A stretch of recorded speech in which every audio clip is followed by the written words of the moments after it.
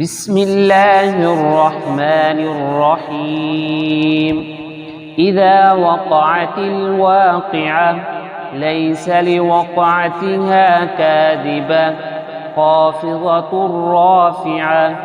إذا رجت الأرض رجا وبست الجبال بسا فكانت هباء منبثا. وكنتم أزواجا ثلاثة فأصحاب الميمنة ما أصحاب الميمنة وأصحاب المشأمة ما أصحاب المشأمة والسابقون السابقون أولئك المقربون في جنات النعيم. ثلة من الأولين وقليل من الآخرين على سرر موضونة متكئين عليها متقابلين. يطوف عليهم ولدان مخلدون بأكواب وأباريق وكأس من معين لا يصدعون عنها ولا ينزفون. وفاكهة مما يتخيرون ولحم طير مما يشتهون. وحور عين كأمثال اللؤلؤ المكنون جزاء بما كانوا يعملون. لا يسمعون فيها لغوا ولا تأثيما إلا قيلا سلاما سلاما. وأصحاب اليمين ما أصحاب اليمين في سدر مخضود وطلح منضود وظل ممدود وماء مسكوب.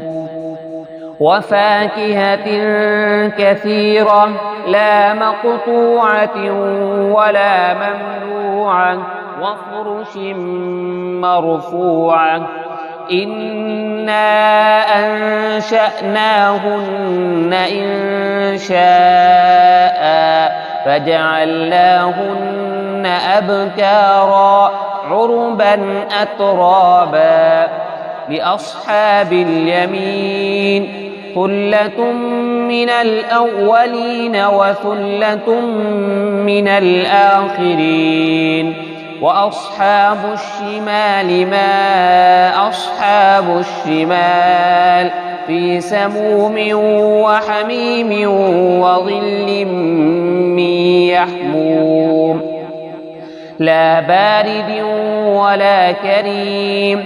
إنهم كانوا قبل ذلك مترفين وكانوا يصرون على الحنث العظيم وكانوا يقولون أإذا متنا وكنا ترابا وعظاما أإنا لمبعوثون أو آباؤنا الأولون. قل إن الأولين والآخرين لمجموعون إلى ميقات يوم معلوم. ثم إنكم أيها الضالون المكذبون لآكلون من شجر من زقوم فمالئون منها البطون فشاربون عليه من الحميم فشاربون شرب الهيم. هذا نزلهم يوم الدين. نحن خلقناكم فلولا تصدقون أفرأيتم ما تمنون أأنتم تخلقونه أم نحن الخالقون نحن قدرنا بينكم الموت وما نحن بمسبوقين على أن نبدل أمثالكم وننشئكم فيما لا تعلمون ولقد علمتم النشأة الأولى فلولا تذكرون أفرأيتم ما تحرثون أأنتم تزرعونه أم نحن الزارعون لو نشاء لجعلناه حطاما فظلتم تفكهون إنا لمغرمون بل نحن محرومون أفرأيتم الماء الذي تشربون أأنتم أنزلتموه من المزن أم نحن المنزلون لو نشاء جعلناه أجاجا فلولا تشكرون أفرأيتم النار التي تورون أأنتم أنشأتم شجرتها أم نحن المنشئون نحن جعلناها تذكرة ومتاعا للمقوين فسبح باسم ربك العظيم فلا أقسم بمواقع النجوم